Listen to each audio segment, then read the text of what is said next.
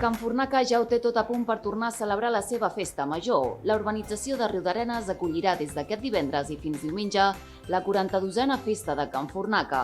3 dies de programació amb activitats per a totes les edats, música, tradició i molta participació veïnal. Em sembla que ja és la 42a edició que es fa i llavors bé, des dels inicis de l'organització, pràcticament no, un grup de veïns ho van començar a fer i després l'Ajuntament va agafar la iniciativa i seguim mantenint la tradició de fer la festa de Can Fornaca. Durant els últims anys ha crescut, ja fan més coses, ja fem divendres, dissabte i diumenge, es fa un sopar popular, aquest any també hi haurà la possibilitat de fer aquest sopar en el centre cívic i després ja fem actuacions el divendres i el dissabte fem un ball amb el grup Mil Notes, que ja tots 4 anys que també ve, i bé, i a part d'això hi ha les activitats que organitzen grups de veïns, com la petanca i diferents coses que a la gent li agrada, i també la tradicional cercavila amb els gegants i cabrons. En principi la idea és que totes les activitats surten de voluntaris per desenvolupar-les i l'únic que fem des del centre cívic és